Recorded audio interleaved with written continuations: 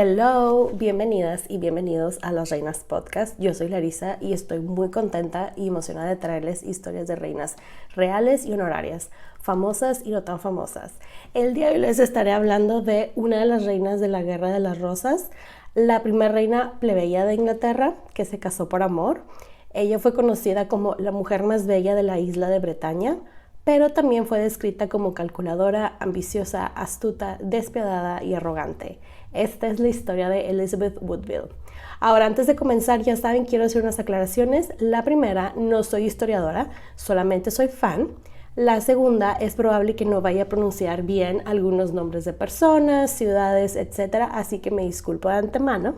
Así que espero que se preparen una bebida, siéntense y pónganse cómodos y acompáñenme mientras les cuento sobre la vida de esta mujer. Bueno, también les quiero comentar, como pueden escuchar, mi voz se escucha horrible, ando muy enferma, así que si me escuchan toser o estornudar, me disculpo de antemano. También les quiero recordar que este es el último episodio del año y nos vemos a mediados de enero para arrancar con todo el 2023. Ahora sí, comenzamos. Elizabeth Woodville. No tenemos una fecha exacta de su nacimiento, aunque muchos historiadores dicen que fue el 28 de abril de 1437.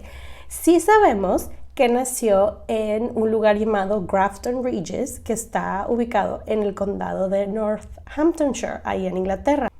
La razón por la cual no tenemos una fecha exacta de su nacimiento es porque sus papás se casaron en secreto y mintieron sobre la fecha que nació ella. Entonces, no sabemos si fue en 1436 o al año siguiente, en 1437.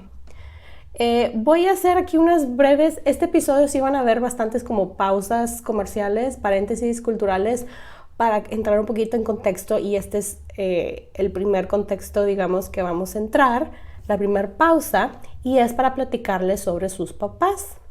Sus papás fueron Jaqueta, o Jacoba, pero me gusta más Jaqueta, de Luxemburgo, y su papá fue Richard Woodville, quien fue escudero y después caballero, y después lo hicieron conde, etc. en Inglaterra. La mamá, Jaqueta, venía, de hecho, ella tenía un pedigrí impresionante. Venía, de hecho, del mismo Carlomagno. Pero el papá era el que había sido plebeyo, y lo digo entre comillas, y ese era el gran problema. Jaqueta, la mamá, ella era hija de un hombre llamado Pierre de Luxemburgo, quien era el conde de Saint-Paul, y la mamá de Margarita era la hija del duque de Andrea de Apulia en Nápoles. Como les digo, ellos venían de una familia muy influyente. De hecho, uno de sus tíos, Jean de Luxemburgo, él fue el que entregó a la mismísima Juana de Arco para que la juzgaran. La mamá, Jaqueta, se casó con Juan o John de Lancaster, quien era el hermano del rey de Inglaterra en el momento, Enrique V.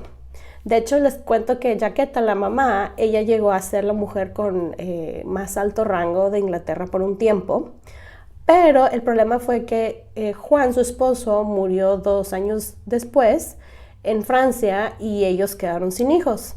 Entonces, Jaqueta, quien era un adolescente en aquellos tiempos, y Richard ya se habían echado el ojo y decidieron casarse y lo hicieron en secreto.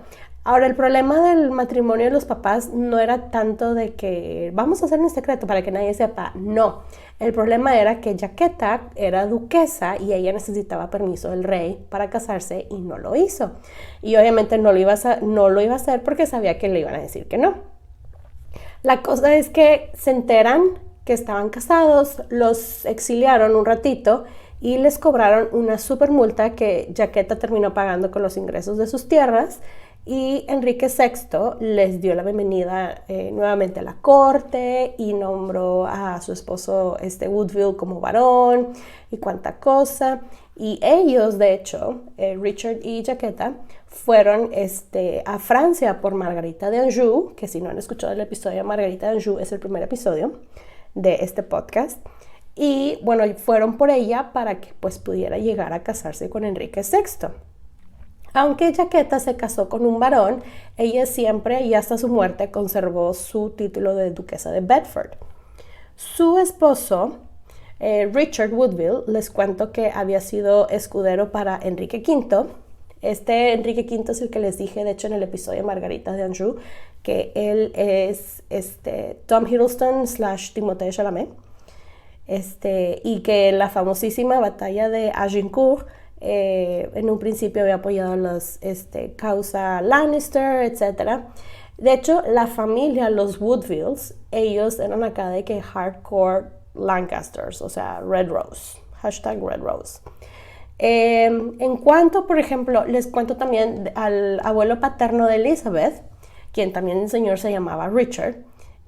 Aunque ellos no eran de la nobleza como tal, eran personas bastante conocidas en la corte, aunque tenían un rango, digamos, como abajo de caballero. Vaya, total desconocidos y nadie, o sea, no era un señor cualquiera, vaya, es a lo que quiero llegar.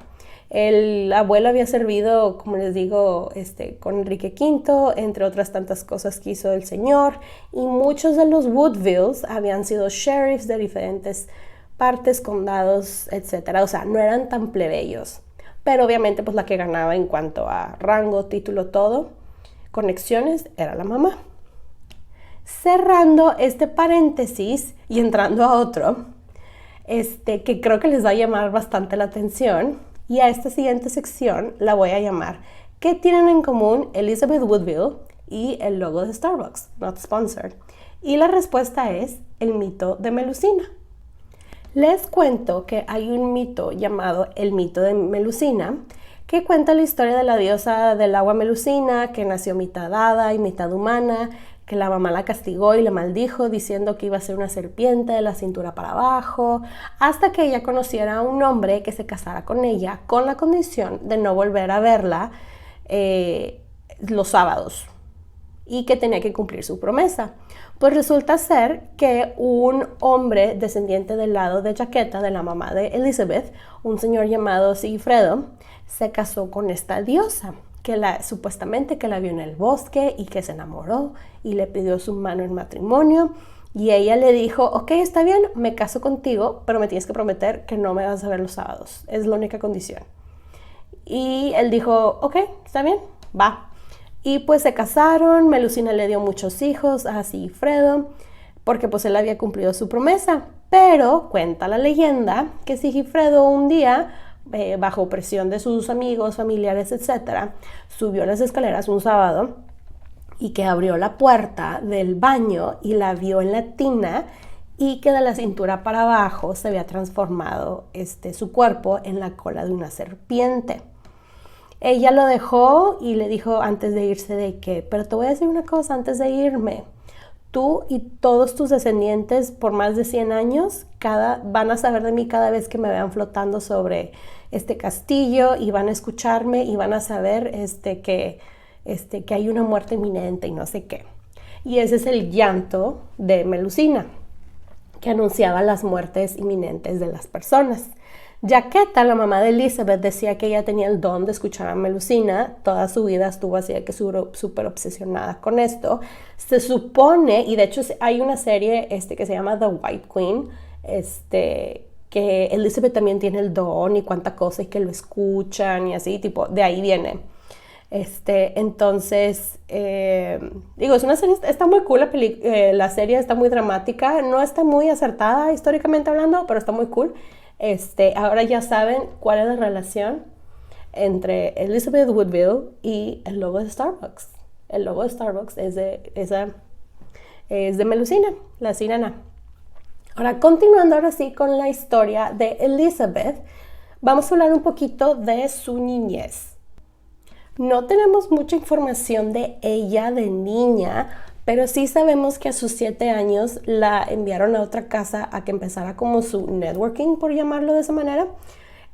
Aunque no sabemos con exactitud, pero es muy probable que la casa que le tocó fue la de sus futuros suegros, los Greys de Groby. Esto era algo bastante común para la gente de altas posiciones de la nobleza, etcétera, que los niños los mandaban a otras casas a que se digamos, que alguien más los criara por un ratito, pero era para que empezaran a ser amiguitos y a conocer a gente, ya para que cuando estuvieran más grandes, ya fuera así como, ay, sí, yo me acuerdo de ti cuando éramos chiquitos, bla, bla, bla, y que no fuera tan forzada la convivencia cuando estuvieran casados, ¿verdad? Por lo que leí también sobre la niñez de Elizabeth, al parecer sus días empezaban con una misa, a eso como de las 5 de la mañana. Después desayunaba a las 6 o 7 tal vez. Después tenían sus lecciones formales que también incluían lecciones de lectura, escritura. Al parecer ella hablaba inglés, algo de francés, latín y matemáticas. Y la razón por la cual hacían mucho énfasis en enseñarle matemáticas a las niñas es porque ellas al momento de casarse eran las que tenían que administrar tierras, sirvientes, propiedades, etc. Entonces era sumamente importante que supieran qué era lo que estaban haciendo para que pues no las hicieran tontas, ¿verdad? Y al parecer, si el clima lo permitía, se iban a casar, salían a vender cosas, lo cual me llama mucho la atención porque pues imagínense una niña de 7, 8 años vendiendo cosas. Obviamente, como cualquier niña de una clase social alta o de la nobleza, tenía que saber bordar. También después de la cena se ponían a jugar cartas, ajedrez, o se ponían a escuchar música de los diferentes niños de instrumentos que tocaban, y como les digo, bailar y todo eso, porque eso es lo que siempre hacen los niños de la nobleza. Continuando con su educación, les cuento que gracias a su mamá, a Jaqueta, que ella creció en las cortes de Luxemburgo y Borgoña y toda su familia era de allá, ella le tocó vivir el auge de muchos artistas Flemish, creo que en español es flamencos, y muchos autores clásicos que estaban traduciendo al francés precisamente las obras. Y Jaqueta era fanática de la lectura y amaba leer realmente, que fue algo que le inculcó a todos sus hijos.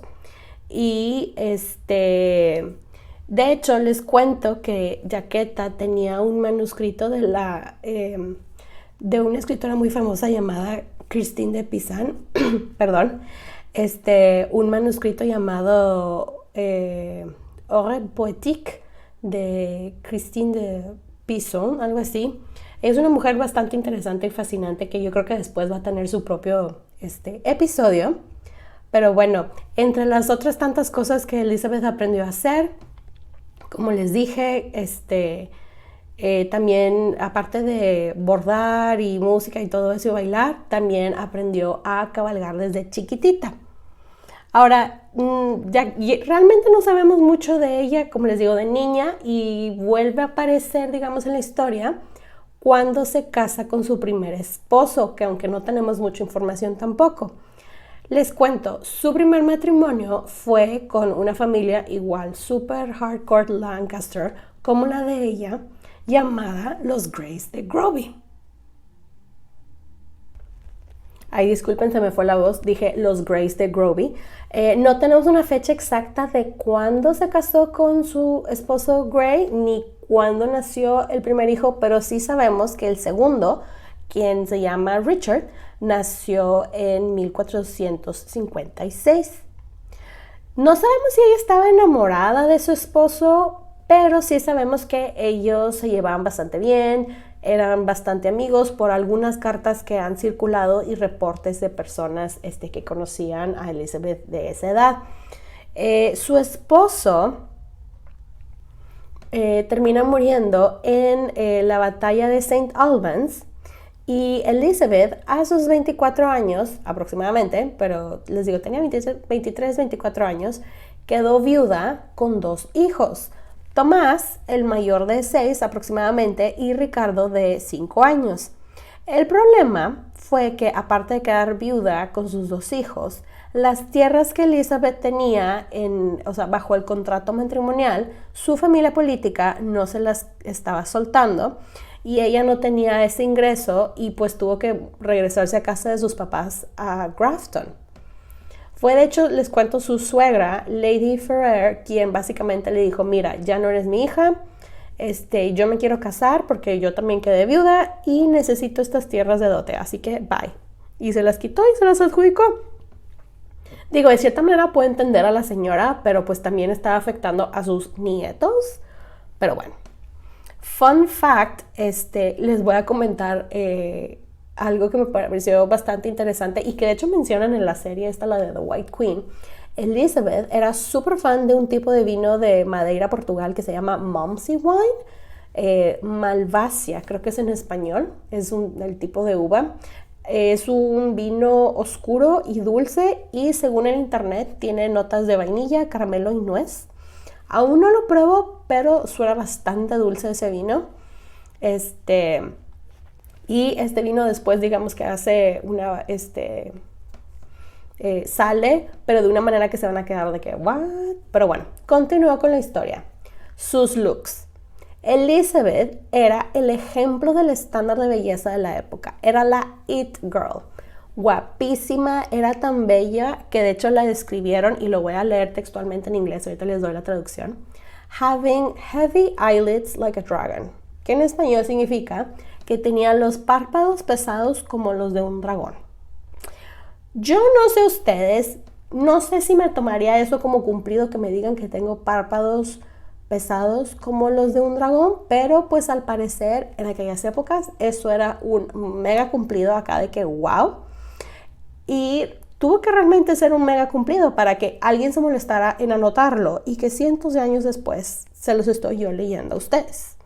Pero bueno, sabemos que ella era muy blanca, rubia, de ojos azules, súper hot, como les digo, para los estándares de belleza de la época. Era bastante frentona y creo que les había comentado igual en el episodio de Margarita d'Anjou que en aquellos tiempos se acostumbraba a que las mujeres tuvieran unas súper frentes y si no estaban tan frentonas, literal se quitaban cabellos para hacerse ver más frentonas, lo cual me parece muy divertido, pero bueno, los estándares de belleza han cambiado bastante, ¿verdad? Algo que me gustaría recalcarles es que parte de los estándares de belleza de la época o las creencias que se tenían es que en aquellos tiempos, entre más bonita y blanca eras, significaba que eras más bendecida y pura. Y si no estabas tan blanca o tan bonita, es que no te bendijo tanto Dios. Entonces, suena muy feo, sí, pero era lo que la gente pensaba. Pero bueno, continuando con la historia de Elizabeth, aquí es cuando digamos que ella ya entra a la escena histórica formalmente. Todo cambia para ella cuando conoce al nuevo rey de Inglaterra, quien pertenecía al otro bando, al de los blancos, o sea, #Team White, al bando de los Yorks, el famoso Eduardo IV. Que por cierto, yo lo voy a estar llamando Eduardo IV es el mismo, ¿ok? Porque hay varios nombres que se repiten bastante. Hablemos un poquito de Eduardo IV. Eduardo, cuando conoció a Elizabeth, él tenía 19 años. Era altísimo, de hecho, él ha sido el rey más alto que ha tenido Inglaterra, medía 1,94 y según registros que leí, cuando se ponía la armadura completa llegaba a los 2 metros. Todo mundo, en todos lados, los describen como guapísimo. Que la verdad, no sé ustedes, digo, ahí les voy a poner fotos en el post. Yo nunca pensaría que era guapísimo por los cuadros que hay de él, pero todos los registros dicen de que guapísimo, guapísimo. Entonces, pues la gente de la época pensaba que él era guapísimo.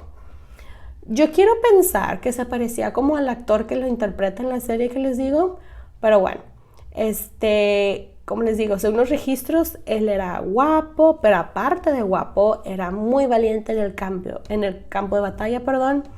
Era muy caballeroso, era muy inteligente y carismático. Y sobre todo, un punto muy importante a favor de él es que él estaba sano físicamente, sano mentalmente, vaya, poseía todas sus facultades mentales, cosa que el pobre de Enrique VI no. Si quieren saber un poquito más de Enrique VI, regrésense al episodio de Margarita d'Anjou, ahí hablo un poquito más de él, de su inestabilidad mental, entre otras tantas cosas. Pero bueno, Eduardo, les digo, era todo lo que Enrique no era. De hecho, les cuento que hay una carta que sobrevive del embajador de Milán que le escribió al duque Francesco Sforza, que dice: el nuevo rey es joven, prudente y magnánimo. Les digo, este chavo tenía muy buena reputación. Algo que sí me gustaría comentar es y me da mucha risa, es que en la serie que les dije, la de The White Queen, la diferencia de edad entre los protagonistas, Eduardo y Elizabeth, es como de 15 años. Se llevaban 5. O sea, probablemente Eduardo se veía más grande que ella, yo creo. No sé, o sea, pero hacen de que, ay, es que ella era mayor que él. Eran 5 años, o sea, bájense de ese tren. Pero bueno, otra cosa que les quiero comentar de Eduardo IV es que él era un super ladies man, super Don Juan, Casanova, algún otro nombre que le quieran poner. Él le encantaba compartirse. Y de hecho, para cuando él conoce a Elizabeth a sus 19 años, él ya tenía varios hijos ilegítimos, lo cual, ok, pero bueno. ¿Y cómo se conocieron? Se estarán preguntando. Pues miren, hay varias teorías. La primera y la más aburrida de todas es que ellos ya se conocían de más chicos, ya que los dos habían estado y vivido en la corte, Eduardo con su papá, el duque de York, y Elizabeth con su mamá, ya que estuvo en la corte de Margarita de Anjou. Incluso les cuento que hay rumores, o mejor dicho, especulaciones, que Jaqueta, la mamá de Elizabeth, estuvo en el parto de Cecily, la duquesa, la mamá de Eduardo, cuando él nació. La segunda y más famosa teoría es que se conocieron bajo un árbol en Whittlewood Forest, que ella estaba ahí con sus hijos bajo el árbol esperando que él pasara cerca de donde vivía para ver si podía hablar con él de lo de las tierras que la suegra le quitó, y que él la vio y que así de que se súper enamoró. Con decirles que hay un árbol que se llama The Queen's Tree, que mucha gente dice que ese fue el árbol en donde se conocieron, y de hecho hay gente que hace de que paradas turísticas para ir a tomarse fotos a ese árbol y cuánta cosa. Se comprobó que el árbol, este famoso árbol, el Queen's Tree, no tiene tanto tiempo, pero pues la gente le encanta la historia, el chisme, leyenda, y siguen llegando a tomarse fotos con el árbol ese. Básicamente todos los relatos dicen que ellos se vieron, así como les he dicho en otros episodios acá de forma liviana, de que imagínense que sonó la canción de Wham, la de Endless Whisper, de o sea, se super gustaron y él quiso acostarse con ella luego, y ella le decía que no. De hecho, hasta le sacó un cuchillo amenazándola y ella fue de que no. Y ahí supuestamente él supo que ella era la indicada. Si yo fuera honestamente amiga de Elizabeth, le diría: amiga, ahí no es, corre. Si te amenaza, si te saca un cuchillo, ahí no es. Pero bueno, ella accedió a acostarse con él solamente si se casaban, y como Eduardo se enamoró de ella, fue de que pues nos casamos. Esto hizo a Elizabeth una heroína, y al mismo tiempo la hizo una mujer mala porque no le dio al rey lo que quería, por avaricia. Lo cual yo digo, háganme el favor. O sea, que si se lo da, que prostituta, pero si no se lo da, qué mujer tan mala. ¿Quién entiende a la gente? Pero bueno. Con decirles que a la gente le gustaba el drama, y hasta inventaron o tenían sus versiones de cómo se conocieron. Con decirles que hasta el mismísimo Tomás Moro escribió un relato. Hay poemas de diferentes escritores. Por ejemplo, hay uno de un italiano llamado Antonio Cornazzano, y de cómo fue que se conocieron. Y también hay cartas de Angelo Caro, quien era un consejero del rey de Francia, Luis XI, que escribió cómo se conocieron y cuánta cosa. O sea, la gente le gustó el chisme de cuando se conocieron. Continuando con la historia, como les dije, Elizabeth aparece en la escena, mejor dicho, en los libros de la historia, el 26 de mayo de 1463 por lo de la disputa de sus tierras, y termina ganando porque su novio, el rey, la ayuda. Digamos que estuvieron como que saliendo, dating, ya saben, más o menos como por un año por ahí. En ese tiempo Eduardo la iba a visitar y pasaba tiempo con ella, con sus hijos, Y pues la familia en general en Grafton Manor, y de hecho su amigo Lord Hastings era el que le ayudaba a que se diera sus escapaditas de Londres para poder ir a visitar a Elizabeth y a su familia. Como les digo, todo apunta a que ellos estaban perdidamente enamorados, sobre todo él de ella, y la verdad le gustó bastante la dinámica familiar que vio en Grafton. Vaya, era una familia que sí se quería y se hablaba y se apoyaba, a diferencia de la suya, que sus hermanos siempre se estaban peleando y siempre querían ganar. Ese era el plan de ellos. Pues pasa un año y el 1 de mayo de 1464 deciden casarse y lo hacen en secreto. Tuvieron una boda bastante íntima. Los únicos presentes fueron los novios, el sacerdote, Jaqueta la mamá y un niño que le ayudó al sacerdote con la ceremonia y también estuvo cantando. Ahora, ¿por qué el secreto? Se estarán preguntando. Pues porque Warwick, el Kingmaker, como le decían, el que hacía reyes, que era su primo, le estaba buscando esposa extranjera que tuviera dote y que les asegurara algún tipo de alianza, etcétera, cosa que Inglaterra necesitaba y Elizabeth desafortunadamente no tenía. Elizabeth, me gustaría aclarar que tenía muy buenas conexiones en Luxemburgo y en Borgoña por la familia de parte de su mamá, pero nada más eso. Ella no tenía un ejército, no tenía una superdote como las demás candidatas que le habían mostrado a Eduardo.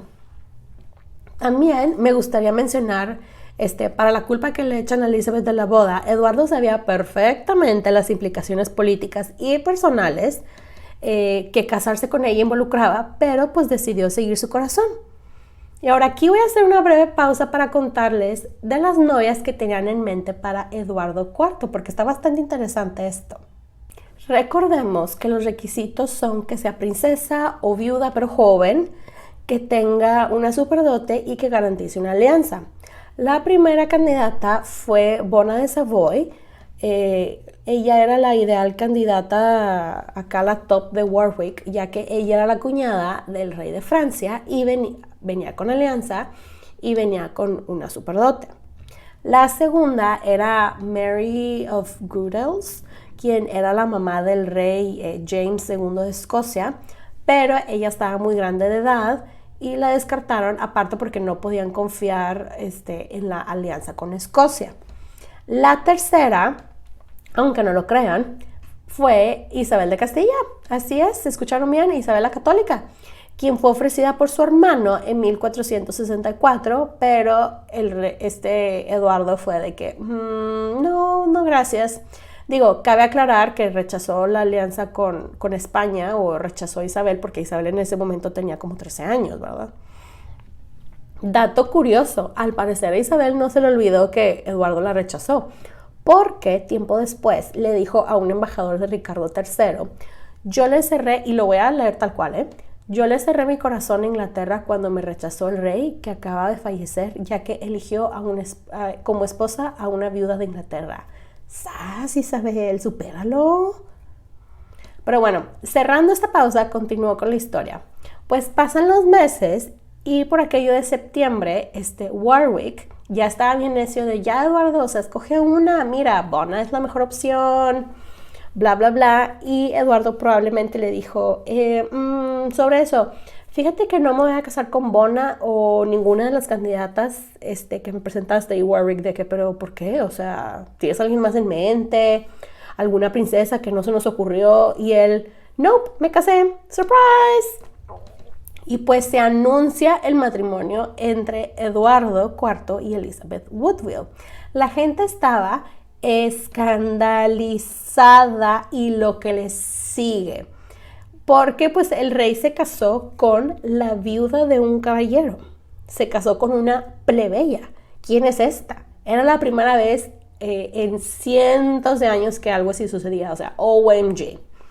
La mamá de Eduardo, Cecily Neville, la duquesa de York, estaba muy molesta, porque como buena mamá, pues ella quería el mejor matrimonio para su hijo, pero de hecho, o sea, para que entiendan lo molesta que estaba la señora con su hijo por su elección de esposa, Cecily después dijo que su hijo, el rey Eduardo IV, era un bastardo de una affair que tuvo ella en un viaje en Francia.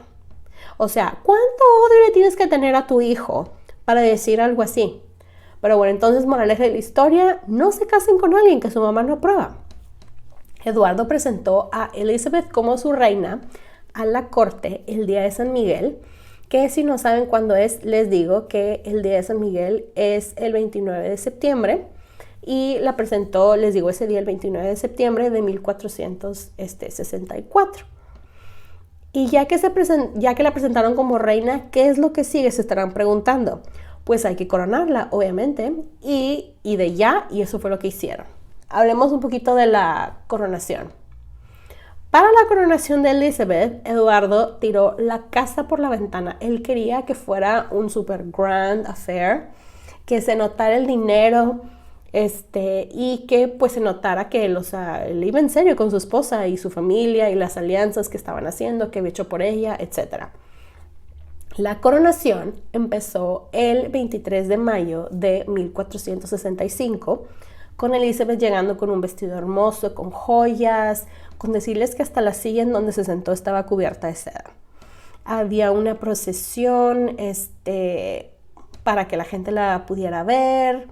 Y de hecho les cuento que Eduardo pagó un dineral para pintar y decorar por donde su esposa iba a pasar, para que se viera bonito y limpio. Pagó para que gente le estuviera cantando en la calle y le estuvieran recitando poemas. Elizabeth fue coronada con una mantilla púrpura y traía una corona de flores en el cabello.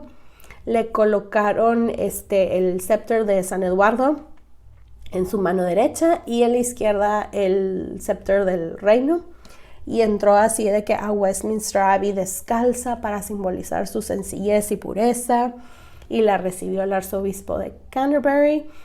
Y siguió con el séquito de hermanas, damas y cuánta cosa. Fue todo un show, la verdad. No voy a entrar en detalles, pero era una cosa así de que ridícula. Y luego tuvieron banquetes y de que 17 tiempos. O sea, estaba ridículo. Pero bueno, todo este show de la coronación terminó el domingo 26 de mayo de 1465, ya Elizabeth con su título de reina de Inglaterra.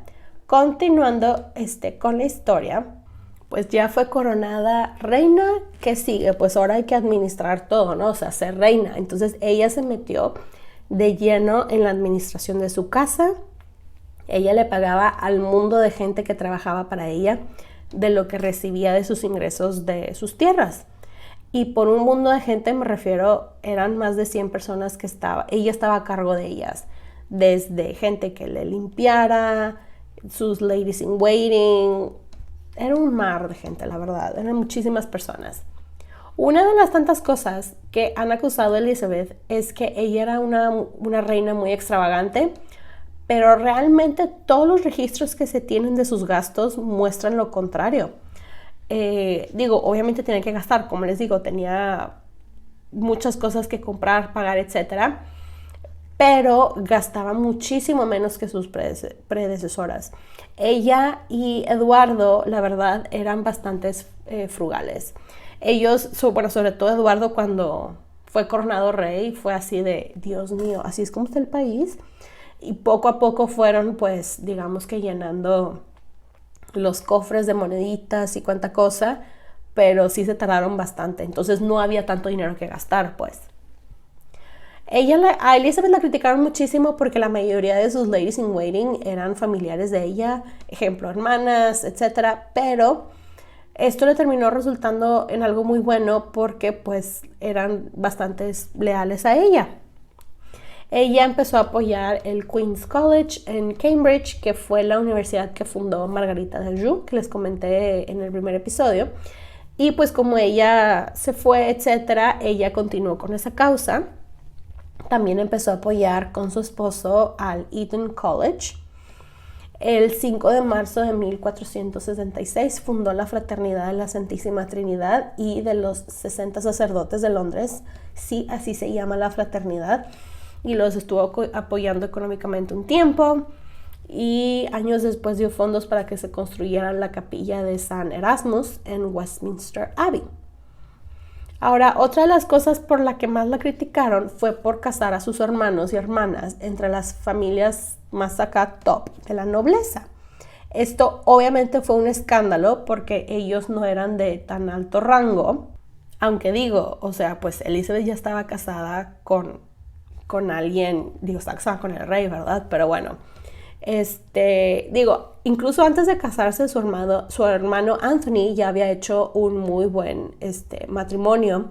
Entonces por eso digo eso de que es que no son de tan alto rango. Yo de que debatable. Con decirles esto, la cosa que es que los nobles en aquellos tiempos tenían más o menos unas 50 familias de donde podían escoger cónyuges, así que la cosa estaba así de que súper peleada. Otra cosa que les quiero mencionar es que a pesar del escándalo que todo esto causó, las familias que se casaron con los hermanos y hermanas de Elizabeth no es como que les fue muy mal, la verdad, al contrario. Estaban cerca del rey y muy probablemente recibieron bonos, tierras, etcétera, o sea, incentivos pues para casarse. Vaya, eso si tanto les costaba bajarse, y lo digo entre comillas, a ese nivel, pues no aceptes el dinero, ni las tierras, ni las joyas, ni nada. Digo yo, no sé qué piensan ustedes. Obviamente pues la familia de Elizabeth pues les fue muy bien, ¿no? Teniéndola de reina, ya que pues Eduardo les dio bastantes tierras, pueblos que cuidaran, administraran, etc. El que más problemas tuvo con esto fue Warwick, el primo, ya que él siempre decía, es que a los Woodvilles les falta sangre noble de Inglaterra. Pero realmente les comento, lo que más le molestaba a él es que Eduardo ya no le hacía caso y él era el primo chiquito. Y decía de que, o sea, es que con eso pierdo más alianzas, entonces esto ya no me está conviniendo. Warwick y muchas personas estaban bastante molestos con Elizabeth por las alianzas de matrimonio y todo, porque pues Warwick era el que quería también hacer ahí sus jugadas. Pero digo, el rey Eduardo era quien sancionaba los matrimonios y hasta los arreglaba porque pues cosas que les convenían a él. Pero obviamente como Elizabeth era la mujer, ella era la reina, no se le puede echar la culpa al rey, le echamos la culpa a la reina.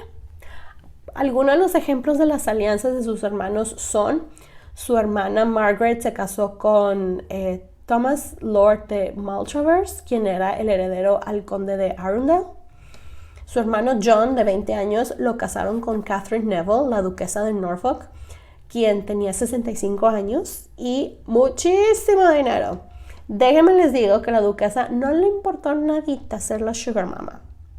A la hermana Catherine la casaron con el duque de Buckingham a los 12 años y de hecho ella es la que después es la que se casa con Jasper Tudor, etcétera. Digo, fueron más alianzas, estas son como que las más famositas. Y bueno, continuando con la historia de Elizabeth, en 1465 anuncian que ella está embarazada y pues llega la fecha y adivinen qué, it's a girl. El 11 de febrero de 1466 nace Elizabeth de York, la primera hija, y les cuento que esta fue la primera vez que el nombre de Elizabeth se usó para una niña nacida en la nobleza inglesa. El papá, Eduardo, estaba así de que, o sea, no estaba ni triste ni enojado porque tuvo una niña, porque acuérdense que pues las niñas, ¿verdad? No son niños, no son los herederos al trono, pero como la vio bastante sana y fuerte, literal empezó a decirle a todo el mundo, miren cómo empieza mi dinastía. Elizabeth termina dando luz a 10 hijos. Tienen muchos hijos. Pero bueno, al año siguiente, el 12 de agosto de 1467, nace su segunda hija Mary y la tercera, Cecily, nace en 1469. Ahora, algo que leí que me llamó bastante la atención, aparte de que aún en aquellas épocas no sabían que el sexo del bebé lo determina el hombre, al parecer la creencia de la época era que si tenías niñas es porque no le echabas ganas al momento de hacer los bebés, lo cual dudo mucho que esos dos que se casaron porque se querían, se amaban, no le estuvieran echando ganas. Pero bueno, obviamente el hecho de que tenían niñas tenía que ser culpa de la mujer, obvio. Y hablando de bebés, quiero hacer una breve pausa para platicarles de algo bastante interesante de la época en cuanto a partos. ¿Se acuerdan que les había dicho que llegaba el momento de las reinas y así, que se encerraban un tiempo antes y que qué aburrido porque, o sea, imagínense que se encerraban en la oscuridad, no habría ni ventanas, todo estaba oscuro y nada más rezaban y platicaban entre ellas? Bueno, no sé ustedes, a mí me parece muy aburrido, pero leí algo bastante interesante, es que las mujeres de la nobleza y obviamente la reina las encerraban con reliquias como Our Lady's Girdle and Ring, que esto en español es el cinto de la Virgen y el anillo de la Virgen, o el cinto de Santo Tomás, que en aquellos tiempos creían que les ayudaba a la hora del parto. Les cuento que sí, porque esto sí existe. El cinto de la Virgen está en la Catedral de San Esteban en la Toscana, en Italia. Dije, mira, qué interesante. Otro dato curioso que me imagino que ustedes ya saben, pero igual si les comento, solamente las mujeres tenían permitido asistir, no habían hombres. Y les cuento que la iglesia, de hecho, bueno, la iglesia de la época les dio el poder a las parteras de poder bautizar de forma de emergencia a los bebés que sabían que iban a morir. Otro dato bastante interesante de partos es que era un 50-50, 50-50 de posibilidades de que sobrevivieran. Así que todas las mujeres, antes de entrar a encerrarse, escribían o actualizaran sus testamentos en dado caso de que murieran en el parto. Y como les había contado en otros episodios, nacía el bebé, se tenían que esperar 40 días y tenían que ir a misa y que darle la bendición y todo, porque como tuviste un bebé significa que pecaste y que estabas impura. Pero bueno, cerrando este paréntesis de partos, continuamos con la historia. A su hermano Anthony, el hermano de Elizabeth, le dan básicamente el cargo de persona encargada de los delegados para ir a Borgoña y negociar el matrimonio entre Margarita de York, quien era la hermana del rey, y el duque de Borgoña. Y esto molestó muchísimo a Warwick. Que algo que quiero mencionar, a Margarita de York en las series estas, las que les he dicho, la ponen como una persona de como, no sé, mucho más grande. Ella tenía de que 19 años. Por eso les digo, no está muy accurate la información que pasan, pero está muy dramática y muy entretenida. Como les decía, si de por sí Warwick andaba bastante molesto con el rey, y porque el rey decidió hacer un acuerdo comercial con Borgoña, y Warwick había estado trabajando en un acuerdo comercial con Francia, sentía que su primo chiquito pues no lo estaba apreciando ni recompensando como debería. Entonces, muy molesto, se hace aliado del hermano de Eduardo, quien era George, el duque de Clarence, quien también estaba molesto con su hermano porque le había quitado poder según él, y los dos se unieron y atacaron a Eduardo. O sea, imagínense, la pobre Elizabeth y su familia no solamente estaban peleando con los mismos Lancaster, sino también con los Yorks. No voy a entrar tanto en detalle de Margarita Yu y todo eso que pasa porque pues no es tan relevante a la historia. Pero bueno, la cosa es que Elizabeth fue por órdenes de su esposo a Norwich, mientras que Eduardo se iba a Nottingham a calmar una rebelión. Estando ahí en Norwich, le llega la noticia que Warwick casó a su hija Isabel con George, el hermano de su cuñado, ¿cómo se dice su cuñado? Pues esta alianza, la verdad, era un win-win para Warwick y George, ya que pues Warwick elevaba a su familia y los ponía un paso más cercano al trono, ya que Eduardo aún no tenía hijos varones, y George ganaba una superdote con casarse con Isabel en forma de tierras, dinero, etc. Porque el dinero de Warwick, de hecho, venía de la esposa de él, no de él. La cosa es que terminan capturando a Eduardo en Kent y Warwick se lo lleva a su castillo en Middleham, Yorkshire, y ahí se queda Eduardo de prisionero modelo, la verdad, se portaba muy bien. Warwick también captura al papá de la reina, a Earl Rivers, y al hermano de Elizabeth, John, quienes ni siquiera estaban peleando ni nada, ellos estaban en otra cosa, y sin juicio ni nada, solamente porque no los soportaba porque eran Woodvilles, los manda a decapitar el 12 de agosto de 1469. O sea, imagínense la pobre Elizabeth. Ella estaba sola con 3 hijas, la más chiquita de meses. Su esposo estaba bajo arresto domiciliario. Se entera que su papá y su hermano fueron ejecutados porque Warwick los odiaba. Y Warwick va un paso más allá. Se lleva a su mamá, Jaqueta, y la encierra porque la acusa de bruja. Acuérdense que ser bruja es una acusación bastante seria. Y de hecho, la defensa de Warwick es de que Jaqueta, como es bruja, ella embrujó a Eduardo para que se casara con Elizabeth. Y la gente de que, OMG, eso probablemente fue la razón por la cual se casaron.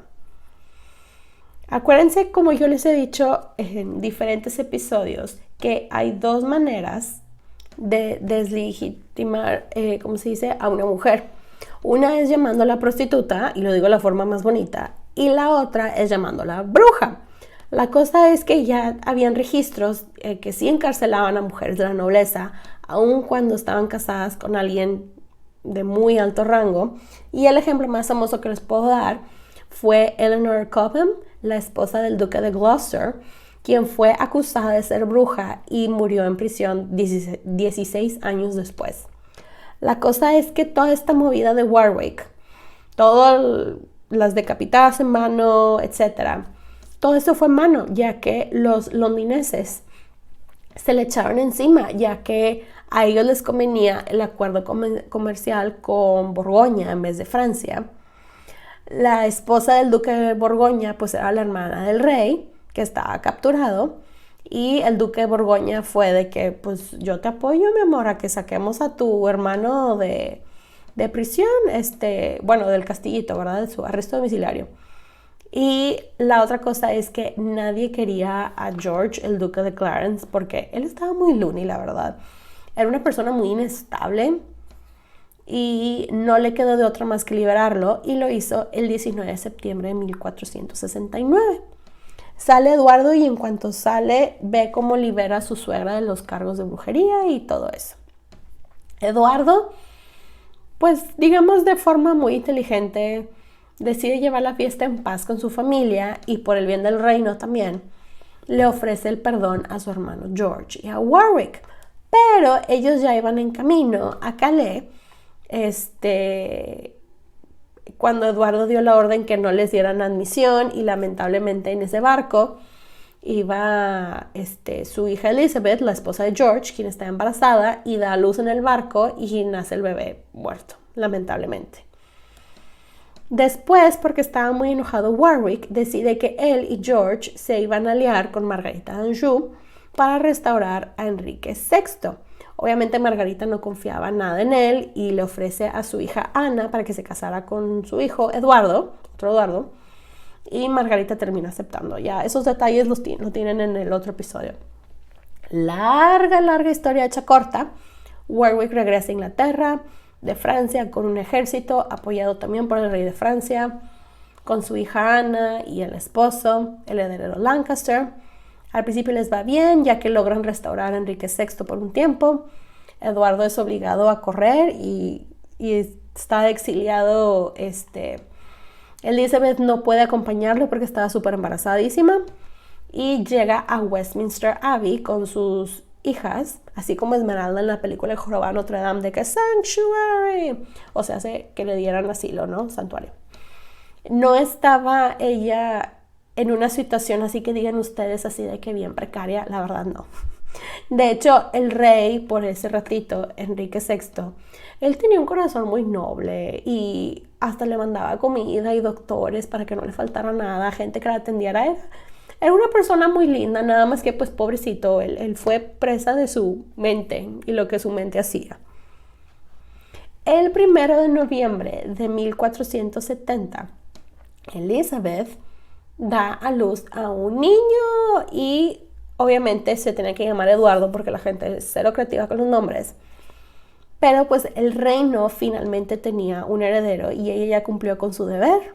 Pero pues obviamente como estaba en su sanctuary, pues no lo podía festejar porque su esposo estaba en exilio.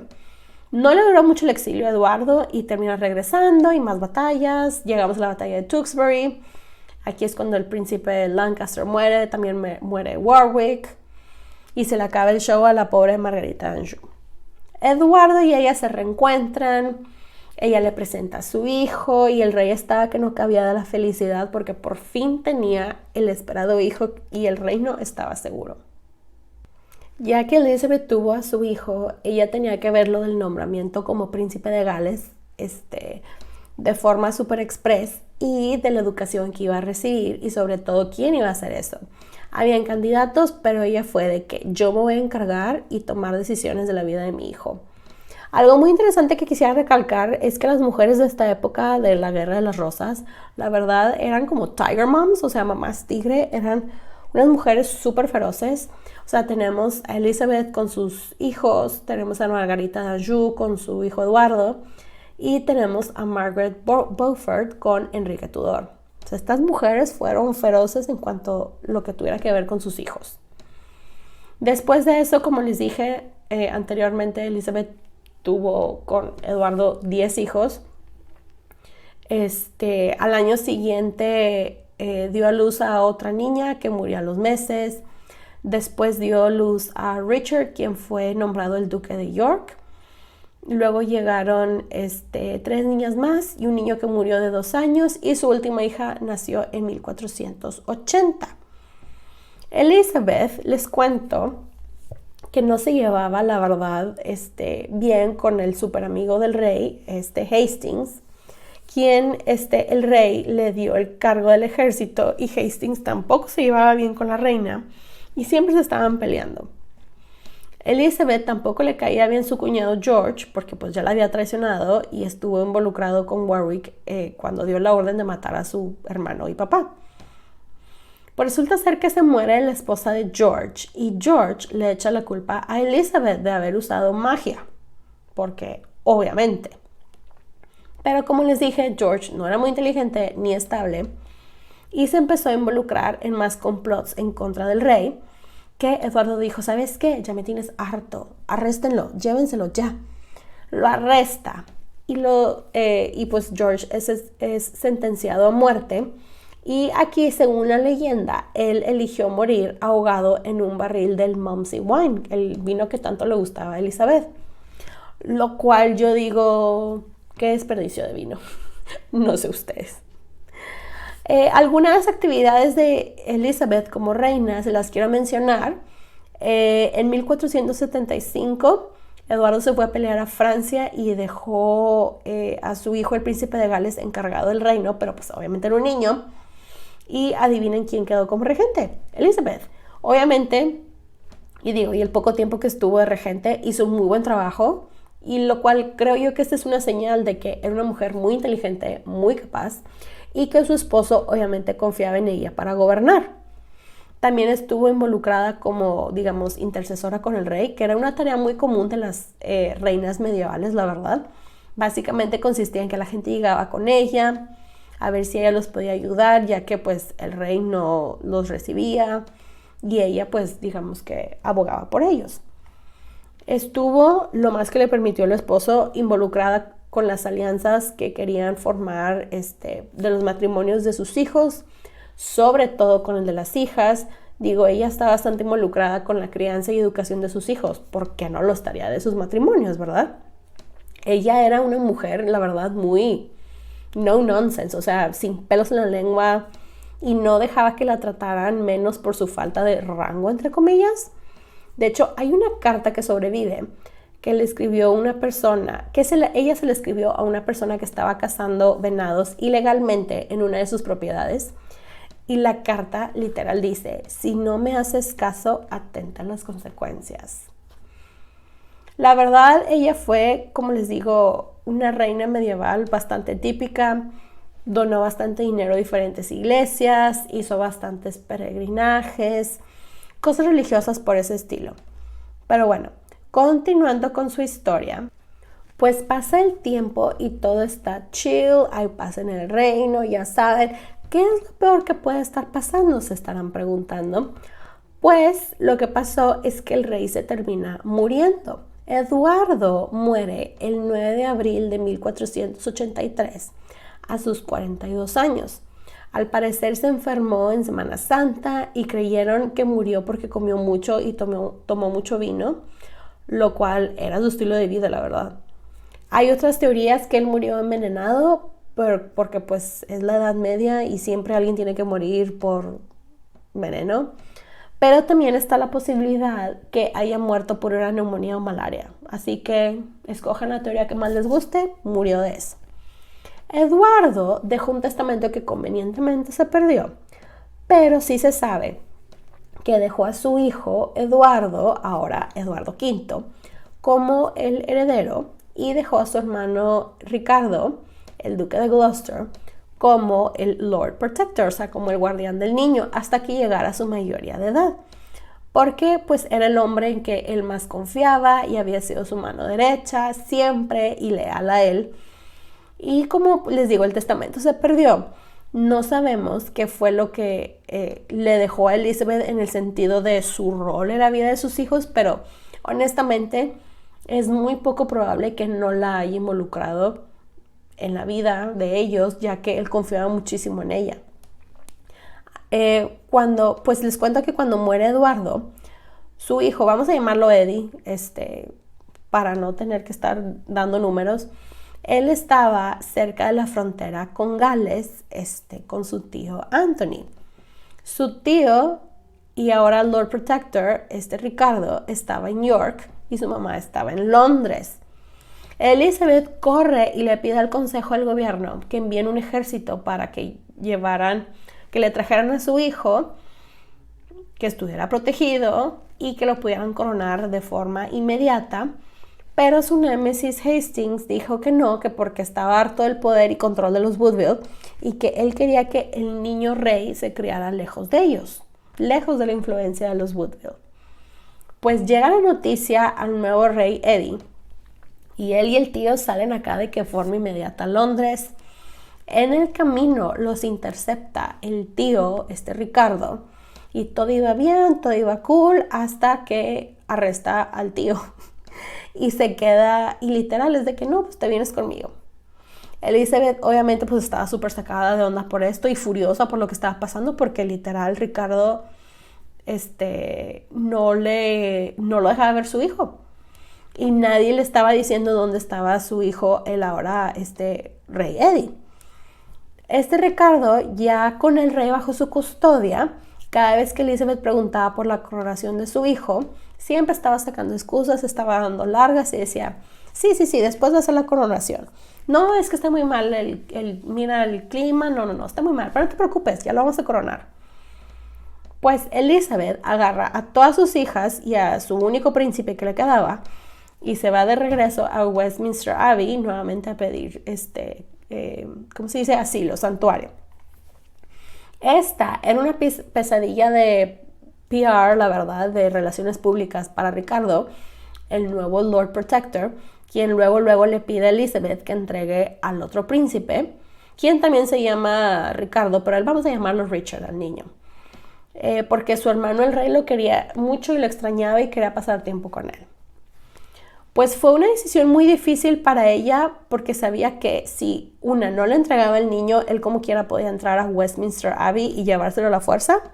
2, no tenía protección ni apoyo de su familia porque muchos Woodvilles estaban encarcelados y tenía que tener muchísimo cuidado si quería, y tenía que pensar en sus hijas y en ella. Y la última es que si algo le llegaba a pasar a ella, no había nadie que iba a cuidar a sus hijos como ella.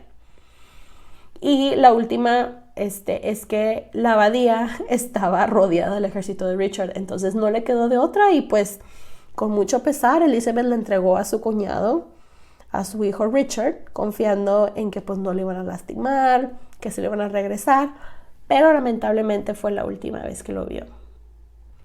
Cuando Ricardo tuvo a los dos príncipes, los encerró en la Torre de Londres y aquí es donde empieza la gran leyenda de los príncipes en la torre, que no voy a platicar de eso en este episodio porque involucra muchas personas, muchas teorías de conspiración y cuánta cosa.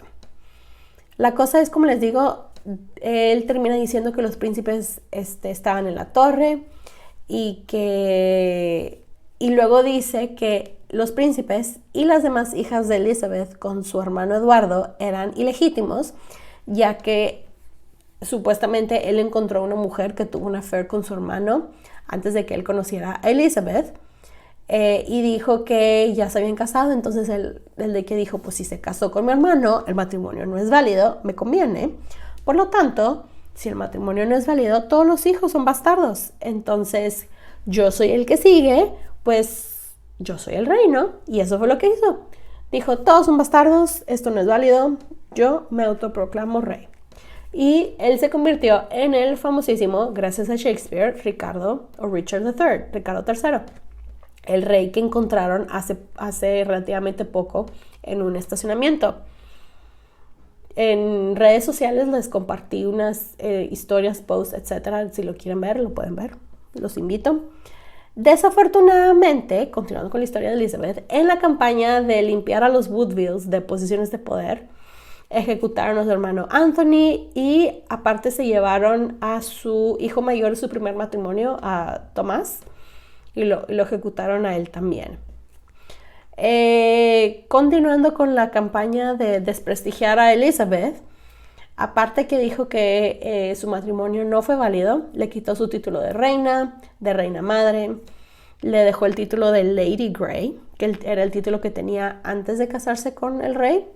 Entre tantas cosas que le dijeron fue algo así como de que, ¿quién se cree ella? ¿Que puede gobernar este país? ¿A poco es hombre o qué? Entonces, imagínense a la pobre de Elizabeth.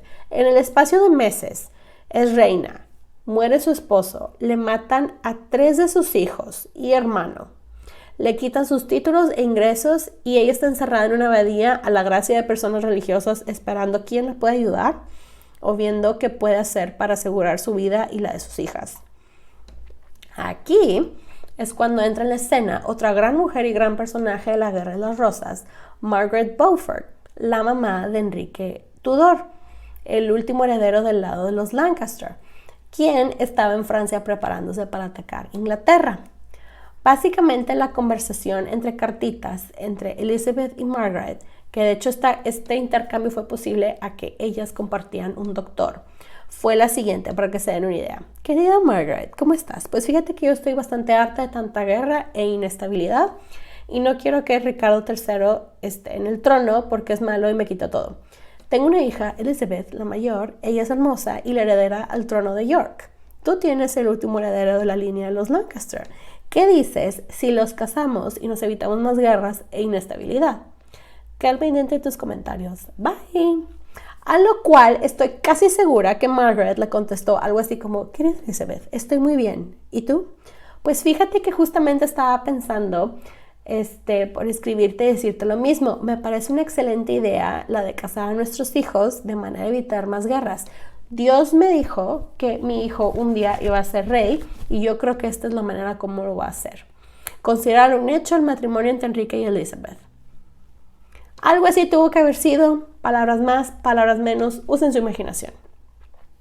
Ellas, la verdad, les cuento que no se llevaban bien, pero pues tenían un enemigo en común, Ricardo III, y Elizabeth por su parte pues estaba dispuesta a hacer hasta lo que no, con tal de asegurarse que ella y sus hijas salieran victoriosas de eso.